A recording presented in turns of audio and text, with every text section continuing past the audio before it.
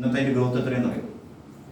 Crypto 50 ലക്ഷത്തിന് മുകളിൽ 54. ഇതായിരുന്നു കഴിഞ്ഞ 2 മാസം മുമ്പ് 70 ലക്ഷത്തിനടുത്ത് വന്നായിരുന്നു. ശരിക്കും നമ്മൾ ക്രിപ്റ്റോയിൽ ഇൻവെസ്റ്റ് ചെയ്ത വ്യക്തികളാണെങ്കിൽ, നിങ്ങൾ 2010 100 രൂപ ഇൻവെസ്റ്റ് ചെയ്ത വ്യക്തികളാണെങ്കിൽ നിങ്ങളെ സംബന്ധിച്ചിടത്തോളം ഇന്ന് നിങ്ങളുടെ അസറ്റ് എന്ന് പറയുന്നത് 80 കോടിയാണ്. പക്ഷെ ഇതിനെക്കുറിച്ച് പ്രോപ്പറായിട്ടൊരു അവയർനെസ് നമുക്ക് കിട്ടാത്തതുകൊണ്ട് നമ്മൾ ആരും എന്ത് ചെയ്തില്ല, മേടിച്ച് വെച്ചില്ല. ഓക്കെ, ഇനി 50 ലക്ഷം മുടക്കിയിട്ട് ക്രിപ്റ്റോയിൽ കൊണ്ടിട്ട് ഇൻവെസ്റ്റ് ചെയ്യാൻ പറ്റുമോ? നമ്മളൊക്കെ മിഡിൽ ക്ലാസ് ആണ് അല്ലേ? നമ്മുടെ കാശുകാരൻ നമ്മളെന്ന് പറഞ്ഞാൽ ആൾ വന്നിട്ട് ആവശ്യമില്ല, ഒരു ഓപ്പർച്യൂണിറ്റി പ്രതീക്ഷിക്കുന്ന ആൾക്കാരാണ് നമ്മളൊക്കെ. ഒരു 50 ലക്ഷം മുടക്കി ഒരിക്കലും ബിറ്റ്കോയിൻ ഒന്നും പോയി മേടിക്കാൻ പറ്റില്ല. അപ്പൊ ഇനി നമുക്ക് ചെയ്യാൻ പറ്റിയൊരു ഓപ്ഷൻ എന്താണെന്ന് വെച്ച് കഴിഞ്ഞാൽ ബിറ്റ്കോയിൻ പോലെ ആവാൻ സാധ്യതയുള്ള കോയിൻസ് എന്ത് ചെയ്യണം, മാർക്കറ്റിൽ മേടിച്ചിടണം. ശരിക്കും മെറ്റാഫോഴ്സിൽ ഒന്ന് കണക്ട് ചെയ്യുകയാണെന്നുണ്ടെങ്കിൽ ഇവിടെ എന്തുണ്ട്, ക്രിപ്റ്റോ ഉണ്ട്.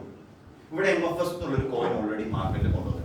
അപ്പോൾ ക്രിപ്റ്റോയിൽ വന്നിരിക്കുന്ന അല്ലെങ്കിൽ നമ്മുടെ ഫസ്റ്റ് പ്രൊജക്റ്റിൽ കണക്ട് ആയിട്ടുള്ള ഒരു കോയിനാണ് ഏത്, MFS. ഇത് ക്രിപ്റ്റോ കറൻസിയാണ്. സ്റ്റാർട്ടിങ്ങിൽ ശരിക്കും എന്ന് പറഞ്ഞാൽ 18 രൂപയിൽ $0.25 സ്റ്റാർട്ട് ചെയ്ത കറൻസിയാണ് ഏത്, നമ്മുടെ MFS എന്ന് പറഞ്ഞൊരു കോയിൻ. ഇന്ന് ഏകദേശം ഒരു $10 എന്ത് ചെയ്തിട്ടുണ്ട്, ഇന്ന് ആ കോയിൻ എത്തിയിട്ടുണ്ട്. ഏകദേശം 900 രൂപയുടെ അടുത്ത് അതിന്റെ റേറ്റ് കയറിയിട്ടുണ്ട്. നമ്മളെ സംബന്ധിച്ചിടത്തോളം അന്ന് ഒരു $50 കൊടുക്കണം, ഒരു $4500 കൊടുക്കണമെങ്കിൽ ഒരു 13 മാസം മുമ്പൊക്കെ നമുക്ക് എന്ത് ചെയ്യായിരുന്നു, ഒരു 200 കോയിൻ മേടിച്ച് വെക്കായിരുന്നു. ഓക്കെ, ഇന്ന് അതിന്റെ റേറ്റ് കയറുന്നത് ഒരിക്കലും എന്ത് ചെയ്യില്ല, 900-ൽ നിൽക്കില്ല. ലിമിറ്റഡ് കറൻസിയാണ് നമ്മുടെ MFS കോയിൻ ഉള്ളൂ. ഏകദേശം 58 കോടി കോയിനാണ് ടോട്ടൽ സപ്ലൈ വരുന്നുള്ളൂ. അതിൽ 100% ഡിസ്ട്രിബ്യൂഷൻ ആണ്. ഇത് കയറാൻ വേണ്ടി പോകുന്നത് ഏകദേശം $256. ഏറ്റവും കുറഞ്ഞതാണ് ഞാൻ പറയുന്നത്.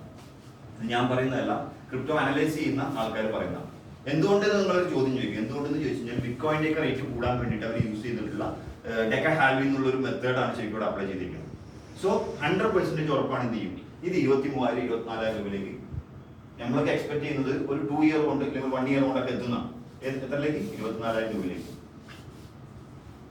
നമ്മളെ സംബന്ധിച്ചിടത്തോളം നമ്മുടെ ഇത് ഒരു 1000 കോയിനാണ്, അല്ലെങ്കിൽ അറ്റ്ലീസ്റ്റ് ഒരു 100 കോയിൻ ഉണ്ടെങ്കിൽ ഒരു ഡിജിറ്റൽ അസറ്റ് ആയില്ലേ.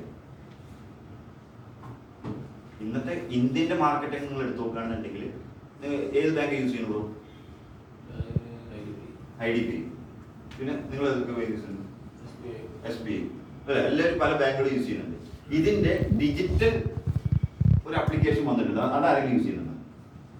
SBI ആണെന്നുണ്ടെങ്കിൽ e-Rupee എന്ന് പറഞ്ഞൊരു സംഭവം വന്നിട്ടുണ്ട്. അത് ഇന്ത്യയുടെ CBDC എന്ന് പറഞ്ഞ ഒരു കറൻസി, ഇന്ത്യയുടെ ഒരു കറൻസി, നോൺ കറൻസി. അത് ട്രാൻസാക്ഷൻ ചെയ്യാൻ വേണ്ടിയിട്ടാണ് എല്ലാ ബാങ്കും. ഇപ്പോൾ കനറ ബാങ്ക് ആണെന്നുണ്ടെങ്കിൽ ഏത് ബാങ്ക് എടുത്ത് നോക്കണമെങ്കിൽ അവരുടെ ഒരു e-Rupee ഉണ്ട്, e-Rupee എന്നുള്ള ആപ്ലിക്കേഷൻ. ഇതുവഴി നമുക്ക് എന്ത് ചെയ്യാം, ക്രിപ്റ്റോ ട്രാൻസ്ഫർ ചെയ്യാൻ പറ്റും. അത്ര അപ്ഡേഷൻ എന്തോന്നുണ്ട്, ക്രിപ്റ്റോയിൽ വന്നിട്ടുണ്ട്. അപ്പൊ നമുക്ക് നമ്മളെ സംബന്ധിച്ചിടത്തോളം മെറ്റാഫോഴ്സിൽ നമ്മളൊരു മെമ്പർ ആവുകയാണെന്നുണ്ടെങ്കിൽ മാർക്കറ്റിലുള്ള ട്രാൻസാക്ഷൻ മെത്തേഡിൽ വന്നിങ്ങനെ ഏറ്റവും ലേറ്റസ്റ്റ് ടെക്നോളജി ആയിട്ടുള്ള ക്രിപ്റ്റോയിൽ എന്ത് ചെയ്യാം, നമുക്കൊരു അസറ്റ് ഉണ്ടാക്കാം. First one. സെക്കൻഡ് വൺ എന്ന് പറയുന്നത് NFT ആണ്. NFT എന്ന് പറഞ്ഞാൽ നോൺ ഫഞ്ചബിൾ ടോക്കൺ എന്ന് പറയും. നമ്മളെല്ലാവരും ചെയ്യാറുള്ളത് എങ്ങനെയാണ്, ഇപ്പോൾ കുറെ ഫോട്ടോസ് എടുക്കും, കുറെ വീഡിയോസ് എടുക്കും, ഇതൊക്കെ ഇൻസ്റ്റാഗ്രാം ഫേസ്ബുക്കിലേക്ക് ഇടും. അവിടെ നമുക്ക് എന്താ റിട്ടേൺസ് കിട്ടാറില്ല, കുറെ ലൈക്സും കമന്റ്, ഇതെല്ലാം വേറെ ഒന്നും കിട്ടാറില്ല. പക്ഷേ അതേ ഫോട്ടോസ്, യുണീക്ക് ആയിട്ടുള്ള ഫോട്ടോസ് നിങ്ങൾ NFT ആയിട്ടൊന്ന് കൺവേർട്ട് ചെയ്ത് അത് ഓപ്പൺ എന്നുള്ള മാർക്കറ്റിൽ നിങ്ങൾ കൊടുക്കുകയാണെന്നുണ്ടെങ്കിൽ, ഒരു NFT ക്രിയേറ്റ് ചെയ്യുകയാണെന്നുണ്ടെങ്കിൽ അതൊരു അസറ്റ് ആയിട്ട് മാറും. അതൊരു ടെക്നോളജിയാണ്, ആർട്ടിൽ വന്നിരിക്കുന്ന ഒരു ലേറ്റസ്റ്റ് ടെക്നോളജിയാണ്. ഇതൊന്നും ആർക്കും അറിയില്ല. ക്രിപ്റ്റോ എന്നുള്ള ടെക്നോളജി ഇവിടെ ഉണ്ടെന്നുള്ള കാര്യം ഒരാൾ പറഞ്ഞു തരുമ്പോൾ നമുക്ക് അറിയുള്ളൂ അല്ലേ. ഇപ്പൊ ഇവിടെ മെറ്റാഫോഴ്സിൽ നമ്മൾ കണക്ട് ചെയ്യുകയാണെന്നുണ്ടെങ്കിൽ ഇപ്പൊ NFT എന്ന് പറഞ്ഞാൽ ഒരു 7 ലെവൽ NFT ഇവിടെ ഉണ്ട്. ആക്ടിവേറ്റർ, സൂപ്പർവൈസർ, അതുപോലെ മാനേജർ, പ്രോ മാനേജർ എന്ന് പറഞ്ഞ പോലെ ഒരു NFTs ഉണ്ട്. ഈ NFT ഹോൾഡർ ആർക്കാവാൻ പറ്റും, മെറ്റാഫോഴ്സിൽ പാർട്ടിസിപ്പേറ്റ് ചെയ്യുന്ന ആൾക്ക് ആവാൻ പറ്റും. ആയതിനുള്ള ബെനിഫിറ്റ് എന്താണെന്ന് വെച്ച് കഴിഞ്ഞാൽ എല്ലാ മാസവും ആദ്യം 90 ദിവസം കൂടുമ്പോഴായിരുന്നു നമ്മുടെ റോയാലിറ്റി വന്നിട്ടുണ്ടായിരുന്നു. എന്ത് റോയാലിറ്റി, 14 പ്രൊജക്ട് ഉണ്ടല്ലോ. ഈ 14 പ്രൊജക്ടിന്റെ റോയാലിറ്റി ഒരു സർട്ടൻ പെർസെന്റേജ് ഓഫ് ഇൻകം മേടിക്കാൻ പറ്റുന്ന ഒരു മെമ്പറായിട്ട് NFT ഹോൾഡേഴ്സിന്, മെറ്റാഫോഴ്സിന്റെ NFT ഹോൾഡേഴ്സിന് മാറാൻ വേണ്ടി പറ്റും. ഞാൻ NFT ഹോൾഡറാണ്, 5 NFT ഞാൻ ഹോൾഡ് ചെയ്യുന്നുണ്ട്. എനിക്ക് ഫ്രീ ആയിട്ട് കിട്ടിയ NFT ആണ്. ഈ മെറ്റാഫോഴ്സ് എന്നുള്ള പ്രൊജക്റ്റിൽ പാർട്ടിസിപ്പേറ്റ് ചെയ്തുകൊണ്ട് 5 NFT എനിക്ക് കിട്ടിയിട്ടുണ്ട്. ഓക്കെ, 5 NFT എന്ന് പറഞ്ഞാൽ നമുക്കൊരു 3 ആക്ടിവേറ്ററുള്ള NFT ആണെന്നുണ്ടെങ്കിൽ അത് എന്ത് ചെയ്യാം, സൂപ്പർവൈസറിലേക്ക് നമുക്ക് മാറ്റാൻ വേണ്ടിയിട്ട് വരും. ഞങ്ങളെ എൻ്റെ അടുത്ത് ഒരു സൂപ്പർവൈസറും 2 ആക്ടിവേറ്ററും. ആദ്യം 90 ദിവസത്തിൽ റോയാലിറ്റി ഡിസ്ട്രിബ്യൂട്ട് ചെയ്ത് കൊടുത്തിട്ടുണ്ടായിരുന്നെങ്കിൽ പിന്നെ അതെന്ത് ചെയ്യും, 45 ദിവസത്തിൽ ഡിസ്ട്രിബ്യൂട്ട് ചെയ്യാൻ തുടങ്ങി. ഇപ്പൊ 30 ദിവസത്തിൽ എത്തിയിട്ടുണ്ട്, എല്ലാ മാസവും ഡിസ്ട്രിബ്യൂട്ട് ചെയ്തിട്ട്. ഇതിന്റെ ക്രിയേറ്റർ ഉണ്ട് ലാഡോ, പുള്ളി റഷ്യക്കാരനാണ്. പുള്ളിയെ സംബന്ധിച്ചിടത്തോളം പുള്ളിയുടെ ഒരു ആഗ്രഹം എന്ന് പറയുന്നത് 2 ദിവസം കൂടുമ്പോൾ NFT റോയൽറ്റി കൊടുക്കണമെന്നാണ് പുള്ളി എന്ത് ചെയ്യുന്നത്, ചിന്തിച്ച് വെച്ചിരിക്കുന്നത്. അപ്പൊ നമ്മളൊരു NFT ഹോൾഡർ ആണെന്നുണ്ടെങ്കിൽ എന്ത് ചെയ്യാൻ പറ്റും, നമുക്കൊരു പാസീവ് ഇൻകം ആ ഒരു ടെക്നോളജിയിലൂടെ നമുക്ക് ഉണ്ടാകും. ഒരു ഐഡിയ കിട്ടിയോ അല്ലേ? അപ്പൊ നമ്മളെ സംബന്ധിച്ചിടത്തോളം ഒരു NFT ഹോൾഡർ ആണെന്നുണ്ടെങ്കിൽ എല്ലാ മാസവും നമ്മൾ പണിയെടുത്താൽ ആൾക്കാർ പിടിച്ചാലും പിടിച്ചില്ലെങ്കിൽ എന്തുണ്ട്, ഇവിടെ വരുമാനമുണ്ട്. എല്ലാവരും മെറ്റാഫോഴ്സ് എന്ന് പറഞ്ഞാൽ ചിന്തിച്ചിരിക്കുന്നത് ആളെ പിടിക്കുന്ന ബിസിനസ് ആണെന്ന് പറഞ്ഞിരിക്കുക. അല്ല, മാർക്കറ്റിൽ ഏത് കച്ചവടം നിങ്ങൾ എടുത്തു വയ്ക്കോ, ആ കച്ചവടത്തിൽ സക്സസ് ആവണമെന്നുണ്ടെങ്കിൽ നമുക്ക് എന്ത് വേണം, കസ്റ്റമേഴ്സ് വേണം. ഇപ്പൊ വിജീഷ് ഭായ് സിമ്മിന്റെ ഫീൽഡിലാണ്, ഏതില് mobile field, sorry mobile field work ചെയ്യുന്നത്. മൊബൈൽ പഠിക്കാൻ ആൾക്കാരൊന്നും ഇല്ല എന്ന് പറഞ്ഞാൽ ആ ബിസിനസ് സക്സസ് ആവും? ഇല്ല. ഇപ്പൊ പുള്ളിയെ സംബന്ധിച്ചിടത്തോളം ഇലക്ട്രീഷ്യൻ ഇല്ല, അവിടെ ആൾക്കാർ സാധനം മേടിക്കാൻ വന്നില്ല എന്ന് പറഞ്ഞാൽ 100% കച്ചവടം കിട്ടില്ല. ഏത് ഇപ്പൊ ഞാൻ റെസ്റ്റോറൻറ്റ് ഫീൽഡ് ഞാൻ പറഞ്ഞു, അവിടെ ആൾക്കാർ ഭക്ഷണം കഴിക്കാൻ വേണ്ടി വന്നില്ല എന്നുണ്ടെങ്കിൽ എന്തില്ല, കച്ചവടം. ഇപ്പൊ ഓട്ടോക്കാരൻ എടുത്ത് നോക്കാം, നമ്മളൊന്നും വേണ്ട, ഓട്ടോക്കാരുടെ ഒരു ഓട്ടോയിൽ ആൾ കയറിയില്ല എന്നുണ്ടെങ്കിൽ അവിടെ കച്ചവടം ഇല്ല, കച്ചവടം നടക്കില്ല.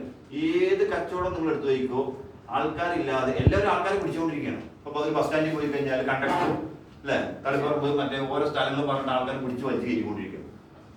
ഇല്ല, ഓട്ടോക്കാരന്മാർ ഓട്ടോ സ്റ്റാൻഡ് വെയിറ്റ് ചെയ്തിരിക്കും. എന്തിനാണ് ആളെ പിടിക്കാനാണ്? എല്ലാ ബിസിനസ്സിലും ആൾക്കാർ വേണം, എങ്കിലാണ് എന്ത് ചെയ്യാൻ പറ്റും, എല്ലാ ബിസിനസ്സിലും ഉണ്ടാവും. ഇവിടെ മെറ്റാഫോഴ്സിൽ നമ്മൾ എന്തിനാണ് ആൾക്കാരെ പിടിക്കുന്നത് വെച്ച് കഴിഞ്ഞാൽ ഒരിക്കലും എന്ത് ചെയ്യാൻ പറ്റില്ല. അപ്പൊ മെറ്റാഫോഴ്സിൽ നിങ്ങൾ ഒരാളെ കൊണ്ടുവന്ന് ഇട്ട് കഴിഞ്ഞാൽ വേറെ ഏത് ബിസിനസ് വേണ്ടി നിങ്ങൾ ഇപ്പോൾ യൂസുഫ് അലി അതിന്റെ സാധനം വിൽക്കാൻ വേണ്ടിയിട്ട് ഒരുപാട് ആൾക്കാരെ പിടിക്കുന്നില്ല. ലുലു മാളൊക്കെ നിങ്ങളൊരു എക്സാമ്പിൾ എടുത്ത് നോക്കുകയാണെന്നുണ്ടെങ്കിൽ ഈ ലുലു മാളിന്റെ ഉള്ളിലേക്ക് ഒരുപാട് സെയിൽസ് ഫീൽഡിൽ നിൽക്കുന്ന ആൾക്കാരുണ്ട്. ഇവർക്കൊന്നും ആരാവാൻ പറ്റില്ല, യൂസുഫ് അലി ആവുന്നില്ല. യൂസുഫ് അലി 25,000 50,000 രൂപ 1 ലക്ഷം രൂപ സാലറി കൊടുക്കാൻ പറ്റും യൂസുഫ് അലിക്ക്. പക്ഷേ ഈ നിൽക്കുന്ന ആൾക്കാർക്കൊന്നും ലുലു മാളിന്റെ ഓണർ ആവാൻ പറ്റില്ല അല്ലേ? ഞാൻ നോക്കിയിട്ട് പോയി എനിക്ക് മനസ്സിലായ പോലെ തെറ്റുണ്ടെന്ന് നിങ്ങൾ പറഞ്ഞോളെ. ഒരിക്കലും യൂസുഫ് അലി ആവാൻ പറ്റില്ല ഇവർക്ക്. പക്ഷെ നിങ്ങൾ മെറ്റാഫോഴ്സ് നിങ്ങൾ സ്റ്റാർട്ട് ചെയ്ത് മെറ്റാഫോഴ്സ് നിങ്ങൾ ഒരാളെ പിടിച്ചിട്ട് കഴിഞ്ഞാൽ നിങ്ങളെക്കാട്ടിയും വലിയ ആളായിരിക്കാൻ പറ്റും മെറ്റാഫോഴ്സിൽ നിൽക്കുന്ന ആൾക്കാരാണ്. എന്റെ ബിസിനസ്സിലേക്ക് കൊണ്ടുവന്ന ഒരാളുണ്ട്, ഷാംജി. പുള്ളിയെ സംബന്ധിച്ചിടത്തോളം പുള്ളിക്ക് ഒരു അപ്ലൈൻ ഉണ്ട്. ഇപ്പൊ എന്റെ മുകളിൽ നിൽക്കുന്ന ആളുടെ മുകളിൽ നിൽക്കുന്ന ഒരാൾ, എന്റെ റെഫറൽ എനിക്ക് റെഫറൽ ഒന്ന് ഷാംജി ആണെങ്കിൽ ഷാംജിക്ക് റെഫറൽ കൊടുത്താൽ ആളുണ്ടാക്കിയതിനെക്കാട്ടി വരുമാനം ആരുണ്ടാക്കിയിട്ടുണ്ട്, ഷാംജി ഉണ്ടാക്കിയത്. അപ്പൊ ഫസ്റ്റ് സ്റ്റാർട്ട് ചെയ്തവന് ഒരു ഇൻകം, ലാസ്റ്റ് സ്റ്റാർട്ട് ചെയ്യുന്നവന് ഒരു ഇൻകം, അങ്ങനെയൊന്നുമില്ല. ഇവിടെ ആരും പെർഫോം ചെയ്യണോ അവൻ എന്ത് ചെയ്യാം, കത്തി കയറി പോവാം. 2 ടെക്നോളജി. മൂന്നാമത്തെ ടെക്നോളജി എന്ന് പറയുന്നത് മെറ്റാവേഴ്സ് ആണ്. ഈ മെറ്റാവേഴ്സിനെ സംബന്ധിച്ചിടത്തോളം കമ്മ്യൂണിക്കേഷന് വന്നിരിക്കുന്ന ഏറ്റവും ലേറ്റസ്റ്റ് ടെക്നോളജിയാണ്. ഇപ്പൊ നമ്മൾ എന്ത് ചെയ്യുന്നത്, വീഡിയോ കോൾ ചെയ്യുന്നുണ്ട് അല്ലെ? ഇനി കുറച്ചും കൂടി കഴിഞ്ഞാൽ ഈ വീഡിയോ കോൾ എന്നുള്ളത് മാറിയിട്ട് അതിൻ്റെ ഒരു അടുത്ത ലേറ്റസ്റ്റ് വേഷൻ വരും. നമ്മുടെ അവതാറായിരിക്കും എന്ത് ചെയ്യാം. ഇപ്പൊ നമ്മളിവിടെയൊക്കെ നിന്ന് ഒരു മീറ്റിംഗ് നടക്കും, ഒരു എക്സാമ്പിൾ പറയാം, എന്താ മെറ്റാവേഴ്സ് എന്നുള്ളത്. അപ്പൊ നമ്മൾ ഋഷാഖാൻ വീട്ടിൽ നിൽക്കണം, ഇപ്പൊ സാറിന്റെ വീട്ടിൽ നിൽക്കണം. നമുക്ക് അവിടെ നിന്നുകൊണ്ട് നമുക്ക് എന്ത് ചെയ്യാം, ഒരു സ്ഥലം സെലക്ട് ചെയ്യാം. ഇപ്പൊ ലുലു മാൾ എന്നുള്ളൊരു പ്ലേസ് നമ്മൾ സെലക്ട് ചെയ്യാം. ഇപ്പൊ ദുബായിൽ നിൽക്കുന്ന ഒരാൾ, ഋഷാഖ് ഭായ് ദുബായിലാണെന്നുണ്ടെങ്കിൽ ദുബായിൽ നിന്ന് ഋഷാഖ് ഭായിക്ക് എന്ത് ചെയ്യാം, ആ വെർച്വൽ മീറ്റിംഗിൽ പങ്കെടുക്കാൻ പറ്റും. പങ്കെടുക്കുമ്പോൾ ശരിക്കും ഇതേ ഫീലിങ്ങോട് കൂടിയിട്ട് നമുക്ക് എന്ത് ചെയ്യാം, ആ മീറ്റിംഗ് കണ്ടക്ട് ചെയ്യാൻ പറ്റും. അതാണ് ശരിക്കും മെറ്റാവേഴ്സ് എന്ന് പറയുന്നത്. ഗെയിമിംഗ് പ്ലാറ്റ്ഫോമുകളിലൊക്കെയാണ് ഏറ്റവും കൂടുതൽ എന്ത് ചെയ്യുന്നത്, എഫക്റ്റീവ് ആയിരിക്കും. ആ ഒരു ടെക്നോളജി എന്ത് ചെയ്തിട്ടുണ്ട് നമ്മുടെ മെറ്റാവേഴ്സ് എന്ന് പറഞ്ഞാൽ ഈ 14ഓളം പ്രൊജക്റ്റിനുള്ളിൽ ഒരു പ്രൊജക്റ്റാണ്. അതിലൂടെ നമുക്ക് എന്ത് ചെയ്യാം, വരുമാനം ഉണ്ടാക്കാം. സിമ്പിളായിട്ട് പറയുന്നുണ്ടെങ്കിൽ ഇന്ന് മാർക്കറ്റിൽ എന്തൊക്കെ ലേറ്റസ്റ്റ് ടെക്നോളജീസ് ഉണ്ടോ അതെല്ലാം കണക്ട് ചെയ്തിട്ടുള്ള ഒരു പ്രോഗ്രാമാണ് ആക്ച്വലി മെറ്റാവേഴ്സ്. ഓക്കെ, അപ്പൊ ഈ പ്രൊജക്റ്റിൽ നിങ്ങൾക്ക് എന്ത് ചെയ്യാം, ഡിജിറ്റൽ അസറ്റുകൾ ഉണ്ടാക്കാം, ക്രിപ്റ്റോ ഉണ്ടാക്കാം, NFT-യിലൂടെ വരുമാനം ഉണ്ടാക്കാം, മെറ്റാവേഴ്സിലൂടെ, ഐഡിയോയിലൂടെ, അതുപോലെ തന്നെ ബൂസ്റ്റർ പ്ലാനിലൂടെ, അങ്ങനത്തെ ഏകദേശം 14ഓളം പ്രൊജക്റ്റ് ഇവിടെ ഉണ്ട്. 14ഓളം പ്രൊജക്ട് നിങ്ങൾക്കൊന്നും എന്ത് ചെയ്യുന്നില്ല, ഞാൻ പറഞ്ഞ ബോറടിപ്പിക്കുന്നില്ല. ഓക്കെ, ഒരു ഐഡിയ കിട്ടിയല്ലോ. ഇതാണ് ശരിക്കും മെറ്റാവേഴ്സ്. അപ്പൊ എങ്ങനെ ഈ മെറ്റാവേഴ്സ് നമുക്ക് എൻ്റർ ആവും?